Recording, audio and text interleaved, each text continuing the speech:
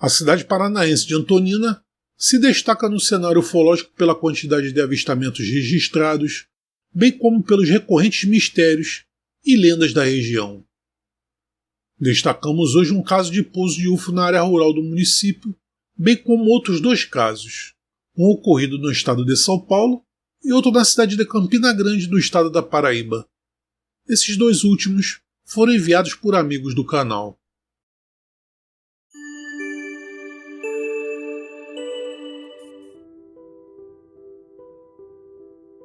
O chamado Caso Sítio Feliz ocorreu na madrugada de 25 de abril de 2003, por volta da 1h da manhã.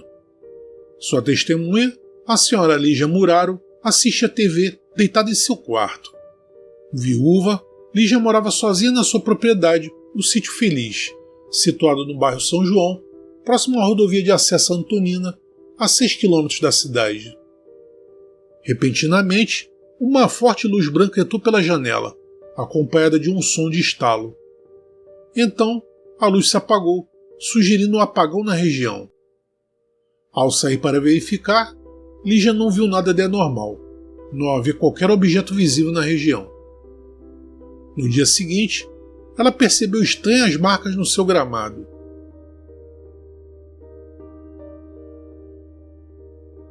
No mesmo dia, várias aves de criação morreram misteriosamente. Ao todo, 9 perus e 3 gansos morreram, sem que se soubesse a causa da morte.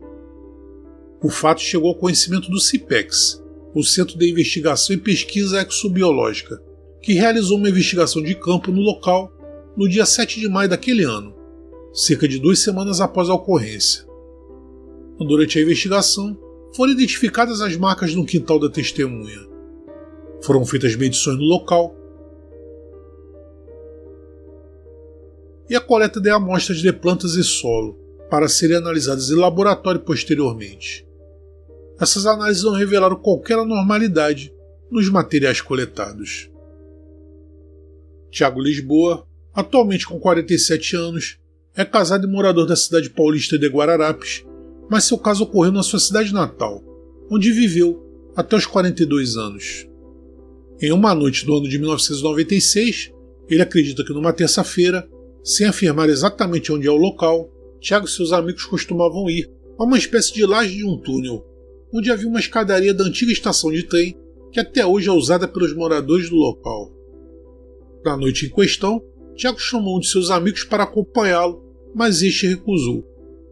Ele então resolveu ir só e, como de costume, se dirigiu direto para a laje com a esperança de encontrar algum colega por lá, mas ao chegar no local, ele não encontrou ninguém. Mesmo só, o homem resolveu subir na laje, que não era alta, facilitando assim a subida. Lá, havia uma vista privilegiada do céu estrelado, e Tiago passava horas deitado olhando as estrelas.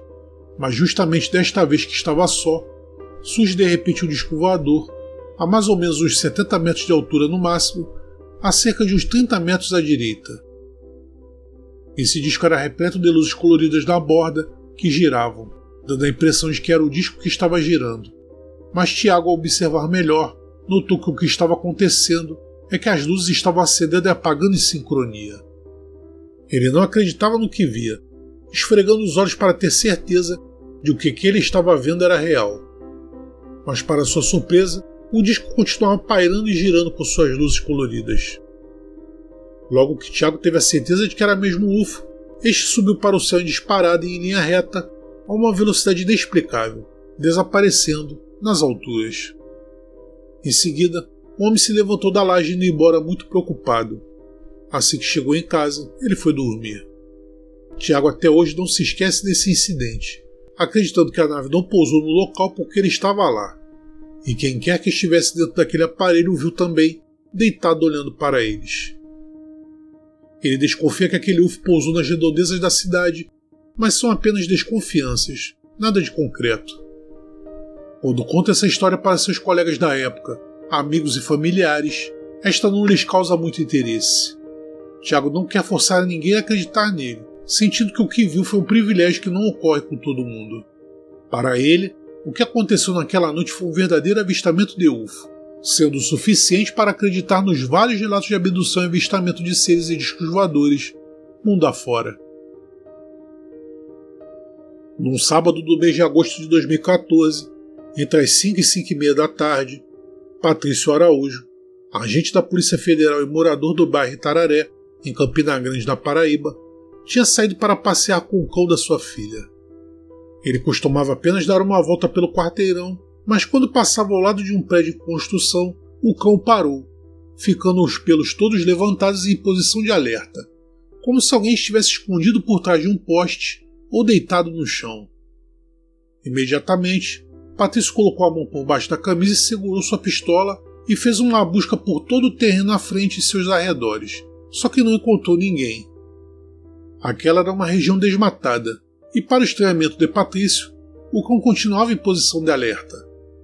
O homem costumava fazer aquele passeio com ele há cerca de 2 anos, e o animal nunca havia se comportado assim. De repente, ao lado de um poste, surgiu uma espécie de porta de vidro. Este parecia um vidro jateado com areia, onde não era possível ver atrás da porta que pulsava. Então, do lado oposto desta, surgiu outra porta, só que esta era transparente, sendo possível ver através dela. Ao menos era isso que Patrícia acreditava, baseado no ângulo que ela estava. Da segunda porta, saiu um ser que tinha uma forma humana, porém não tinha rosto e não era possível ver roupas ou detalhes nele.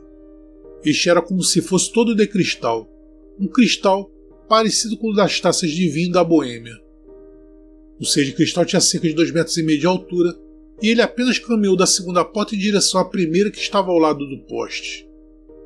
Era possível ver o ser de aspecto muito sutil andar, indiferente à presença de Patrício e o cão. O agente pôde observar que, enquanto o ser caminhava, passou por dentro de um monte pequeno de pedras que tinha cerca de 50 centímetros de altura. Foi como se as pedras não existissem. Quando o ser entrou na porta que estava perto do poste, tudo desapareceu, e imediatamente o cachorro relaxou da posição de alerta que estava.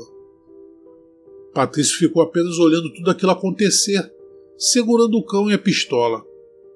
Em nenhum momento passou pela sua cabeça fazer algo contra aquele ser. Todo o acontecimento durou cerca de 30 a 40 segundos. Patrício Araújo hoje é aposentado da polícia e continua trabalhando como advogado em Campina Grande, na Paraíba.